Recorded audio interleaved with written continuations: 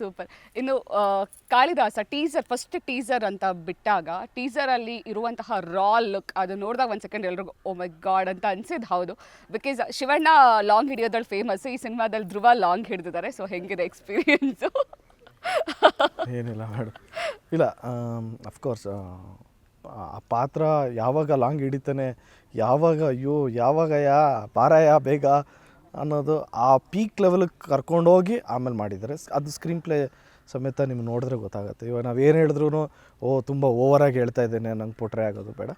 So ನೋಡಿಬಿಡ್ಲಿ madam, but song ನೋಡಿದಾಗ, song lyrics ನೋಡಿದಾಗ ನಿಮಗೆ ತುಂಬ ಇನೋಸೆಂಟ್, ತುಂಬ ಇನೋಸೆನ್ಸ್ ಇರುವಂತಹ ಪಾತ್ರ ಅಂತ ಸಾಂಗ್ ನೋಡಿದಾಗ ನಮ್ಗೆ ಅನ್ಸುತ್ತೆ. ಇನ್ ಜನರಲ್ ಆಗಿ ಸಾಂಗ್ ಲಿರಿಕ್ಸ್ಗಳನ್ನ ಕೇಳಬೇಕಾದ್ರೆ ಟೀಸರ್ ನೋಡಿದಾಗ ಡೆಡ್ ಆಪೋಸಿಟ್ ಕ್ಯಾರೆಕ್ಟರ್ ಅಲ್ಲಿ ಫುಲ್ ರಾಲ್ ಇರ್ತಾರೆ, ಅಲ್ಲಿ ಫುಲ್ ಇನ್ನೋಸೆಂಟ್ ಇರ್ತಾರೆ. ಹೆಂಗಿದು ಅಂತ ಇನ್ನೇನು ಅನ್ಬೇಕು, ಇನ್ನೋಸೆನ್ಸ್ ಅಂತ ಗೊತ್ತಾಯ್ತಂತಲ್ಲ.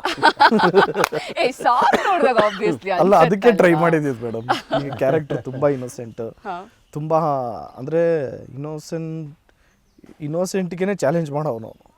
ಅಂದರೆ ಅಷ್ಟು ಇನ್ನೋಸೆಂಟ್ಗೆ ಚಾಲೆಂಜ್ ಮಾಡೋ ಅಂದರೆ ತುಂಬ ಮುಗ್ಧ ಆ ಕ್ಯಾರೆಕ್ಟ್ರು. ಏನಿದ್ರೂ ಸ್ಟ್ರೈಟಾಗಿ ಮಾತಾಡ್ತಾನೆ, ಅವನಿಗೆ ಗೊತ್ತಾಗಲ್ಲ ಯಾವ್ದು ಒಳ್ಳೇದು ಯಾವ್ದು ಕೆಟ್ಟದ್ದು ಗೊತ್ತಾಗಲ್ಲ.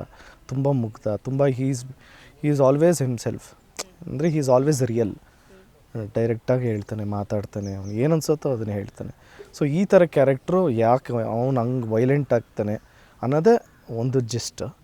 ಬಟ್ ಏನು ಅನ್ನೋದು ನೀವು ಸ್ಕ್ರೀನ್ ಪ್ಲೇ ಸಮೇತ ಕತೆ ಏನು ಅಂತ ನಾನು ಕೇಳಲ್ಲ, ಡೋಂಟ್ ವರಿ.